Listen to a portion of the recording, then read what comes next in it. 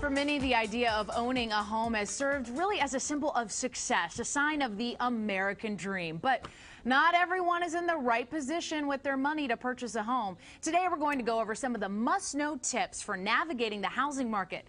Here to help us is John Heithaus, the Chief Marketing Officer at MRIS. Good morning. Good to see you. Good to see you, too. American dream, as they say, owning a home. Right now, well, compared to other times, is a great time, is what you hear from real estate agents. Absolutely. It's affordability is literally at an all-time high.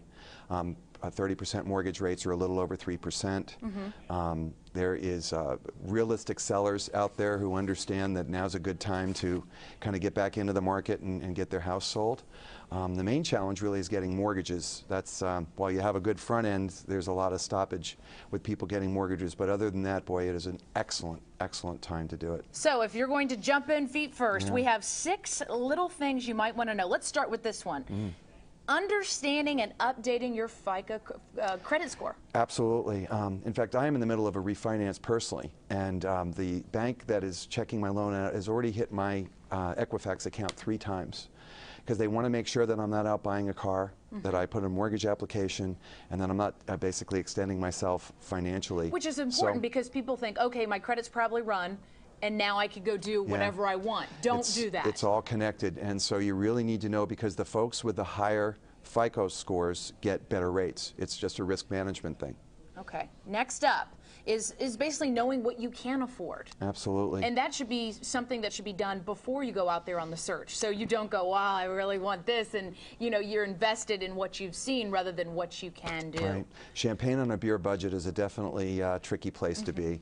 And not only do you have to figure out what your monthly expenses would be for your mortgage, your taxes, and your insurance, but as we've advised, you need to be careful to budget for potential repairs and an emergency fund, a rainy day fund. It's not at all uncommon with an older house. You're in it for a month and the hot water heater goes. I know how many people, I mean, I went through this, bought my first house, and then the water heater went. Sure. It's always something. And I didn't know that. I didn't mean to bring up a bad memory for you, but I've been through counseling, it's okay. That's good, good. You seem better. But you know, it's always something. You want to put more money in, and you're always given, So that's something to keep in mind. So take the big picture and bring your calculator out and always build in a little bit of a reserve. Very important. Let's talk about the savings and what someone should have in savings. You recommend a minimum of 3.5% of the purchase price. Yeah.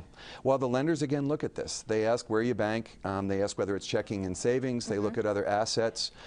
Because of the crash in '08, where people that really weren't properly qualified were getting into houses, lenders are basically once bitten, twice shy. So the shyness means they're checking every single financial feature of your life, and so it's very important to have enough assets on hand to be able to service the mortgage note. Otherwise, you're deemed a less than desirable risk. All right, we mentioned avoid making major purchases like a car and things like that. Next up, let's talk about understanding the real estate market. Some people would say, well, I've got an agent, so what do I need to do here? Well, what do you mean by this? There are a lot of things that are going on. First of all, real estate, while it used to be more of a regional thing, is now gotten to hyper-local. I live in Rockville, and there are probably 50 different real estate markets within a 5 or 7 mile radius. So first thing you understand is that real estate is extremely specific to the house and the street that it's in. Second thing you need to realize is if something's too good to be true, it usually is. The playing field's a lot more level now because people have access to information on what houses are worth and what comparable houses are selling for. And so there are a lot of really smart sellers here. And if you think, well, I'm going to steal it, or I'm going to walk into a foreclosure and be the bidder. Well, so many people watch these shows on TLC and HGTV and they think, okay, that's been done there, I can do it. But it's not reality all the time. Leave it to a professional to be your your guide in this matter, and also do your homework. There's a lot of really great consumer resources out there on the internet. Let's talk about finding a real estate agent. Yeah. What's the best way to do your homework on that person? How do you know? I mean, you see somebody on the internet, you see a sign. How do you know? What are the questions you should ask? Well, at MRIS, we kind of view it like a kind of an eHarmony approach, where you want to get matched to an agent that not only has the credentials professionally, but he or she gets your situation, and they understand your lifestyle motivations and what kind of commuting do you have and what factors are important in your life. We like to exercise.